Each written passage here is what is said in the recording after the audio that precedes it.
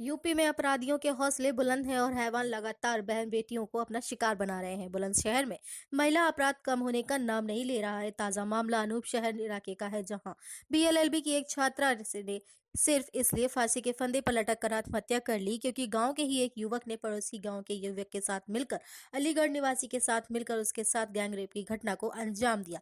16 अक्टूबर को बताई गई यह घटना जब आरोपी मृतका को झांसा देकर अपने साथी के साथ रिश्तेदार के घर ले गया और वहां ले जाकर उसके साथ सामूहिक बलात्कार की घटना को अंजाम दिया। पीड़िता ने मामला दर्ज कराया, मगर मामले की जांच न होने के बाद उस मामले को फर्जी मानते हुए विवेचक ने मुकदमे में फाइनल रिपोर्ट लगा दी। और वहीं आरोपियों की गिरफ्तारी न किए जाने से आहत हुई छात्रा ने सोमवार को अपने घर में फंदे पर लटक कर अपनी जीवन लीला को समाप्त कर लिया। पुलिस ने मृतक छात्रा के पास से एक सुसाइड नोट को भी बरामद किया है। वहीं मामला संज्ञान में आने पर बुलंदशहर एसएसपी संतोष कुमार सिंह ने विवेचक की तत्काल निलंबित कर दिया है। साथ ही एसएसपी दावा करते हैं कि इससे पहले भी मृतका द्वारा एक आरोपी के खिलाफ छेड़छाड़ की एफआईआर दर्ज कराई गई थी, मगर सीजीएम के सामने 164 के बयान के लिए पेश करने पर पीड़िता ने बयान बदल लिया था। एसएसपी ने यह भी दावा किया कि दोबारा पीड़िता द्वारा जो गैंगरेप की एफआईआर कराई गई थी उसमें भी आरोपियों के खिलाफ कोई सबूत नहीं मिले। हालांकि छात्रा की मौत के बाद बुलंदशहर एसएसपी ने मुकदमे की जांच करने वाले विवेचक को निलंबित करते हुए प्रकरण की उच्च स्तरीय मांग शुरुआत कर दी है। मगर जिस तरह से छात्रा ने सुसाइड नोट में पुलिस की जांच पर सवाल खड़े किए हैं, तो उसके बाद कई सवालों का उठना लाजमी है। बेटी ने आज आत्महत्या की है, इसका क्या कारण है, क्या घटना हुई थी? इसका कारण ये है साहब कि 3 तारीख को, पिछले महीने की 3 तारीख को मेरी बेटी को कमरुद्दीन ने अपने दोस्तों के साथ उठाया और उससे दुष्कर्म का प्रयास किया, ज़बरदस्ती करने की कोशिश की। वो जैसे तैसे जान बचा के भागी और घर पहुंची। उसने सारा वृत्तांत बताया हमें, तो हमने रिपोर्ट दर्ज करी।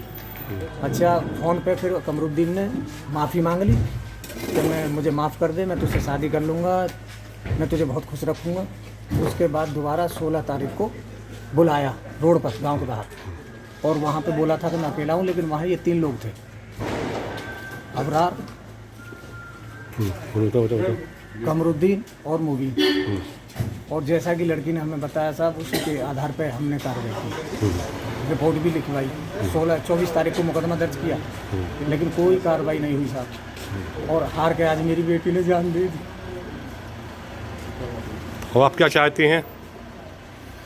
साहब यही है कि दोषी को सज़ा मिल जाए, जो इसके भागी हैं वो अपने कर्म को भुगतें, और क्या ये चाहते हैं। मृतक मेरी भतीजी है, मेरे बड़े भाई की बड़ी लड़की।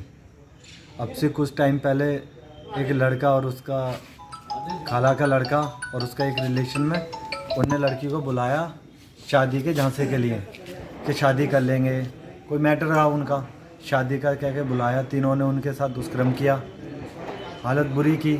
उसके बाद एक स्थान पर छोड़ दिया, जाके लड़की को घर से लाए, एफआईआर की। एफआईआर के बाद एक दरोगा राठी हैं, उन्होंने यही दिलासा देते रहे, सब्र देते रहे घर वालों को कि करेंगे करेंगे करेंगे। मैक्सिमम 20 दिन के बाद, अभी तो कोई एक्शन नहीं ली, 20-22 दिन हो गए। उसके बाद लड़की ने देख लिया, उसके साथ कोई इंसाफ नहीं हुआ है, उसकी फैमिली, हम, कुछ नहीं हुआ। उसके बाद लड़की ने सुसाइड कर ली। उसने सुसाइड में क्लियर लिखा है कि जिन्होंने मेरे साथ गलत किया उनके साथ कुछ नहीं हुआ अभी तक। तो ये घटना को लेके अभी यहाँ पोस्टमार्टम के लिए आए, अभी तक कोई एक्शन नहीं लिया है। देखिए, थाना अनूप शहर के गांव में एक 19 वर्षीय लड़की के द्वारा आत्महत्या करने का मामला आज जानकारी में आया है। इसमें उल्लेखनीय है कि इस लड़की के द्वारा दिनांक 3/10/20 को एक मुकदमा एक कमरुद्दीन जो इसी के गांव का है उसके खिलाफ लिखाया गया था, जिसमें धारा 366 अपहरण करने, छेड़खानी करने और जान से मारने की धमकी देने के आरोप थे। मुकदमा पंजीकृत होने के तत्काल बाद ही लड़की का कहना था कि ये मुकदमा परिवार वालों के दबाव में उसने लिखाया है और उसके साथ ऐसी कोई घटना नहीं हुई थी, और वो अपनी एक सहेली के घर से नाराज़ होकर के चली गई थी, जहाँ से वो सुबह अपने घर वापस गई। फिर लड़की का अदालत में 164 का बयान दर्ज कराया गया, जहाँ लड़की ने इस घटना से पूरी तरह इनकार किया और 164 के उसके बयान के आधार पर उक्त मुकदमे में फाइनल रिपोर्ट लग गई। पुनः दिनांक 16/10 की घटना दर्शाते हुए 24/10 को लड़की के द्वारा एक दूसरा मुकदमा फिर उस लड़के कमरुद्दीन और पड़ोसी गांव के अबरार और उस कमरुद्दीन के मामा मुबीन जो छर्रा अलीगढ़ का है, ये 3 के विरुद्ध पंजीकृत कराया गया।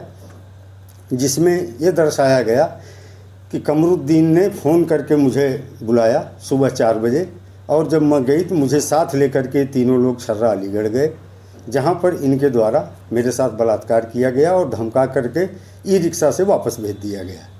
इस प्रकरण की जांच के दौरान ये पाया गया कि कमरुद्दीन की लोकेशन तत्समय जब घटना बताई जा रही थी तो फरीदाबाद हरियाणा में थी, और उसके मोबाइल से न तो कोई मैसेज न ही कोई कॉल इस लड़की के मोबाइल पे किया गया था। अबरार की लोकेशन अपने गांव में पाई गई और मुबीन जो छर्रा अलीगढ़ का था उसकी लोकेशन अलीगढ़ में पाई गई। तो प्रथम दृष्टया जो आरोप लगाए गए थे इस FIR में कहीं से उसकी पुष्टि नहीं हो रही थी, लेकिन फिर भी विवेचक को जिस तत्परता के साथ इस प्रकरण को सॉल्व करना चाहिए था वो नहीं की गई, जिसके परिणाम स्वरूप विवेचक को आज निलंबित कर दिया गया है। और आज लड़की ने एक सुसाइड नोट छोड़ा है जिसमें इन 3 लोगों को अपनी मौत के लिए जिम्मेदार माना है। पिता की तहरीर के आधार पर इन तीनों के विरुद्ध 306 IPC का अभियोग दर्ज कर इनकी गिरफ्तारी का प्रयास किया जा रहा है। प्रकरण में क्षेत्राधिकारी और थाना प्रभारी की शिथिलता के संबंध में अलग से एक जांच पुलिस अधीक्षक अपराध के द्वारा कराई जा रही है। इस वीडियो को लाइक करें, हमारे चैनल को सब्सक्राइब कर बेल आइकन जरूर प्रेस करें हमारी लेटेस्ट वीडियो सबसे पहले देखने के लिए।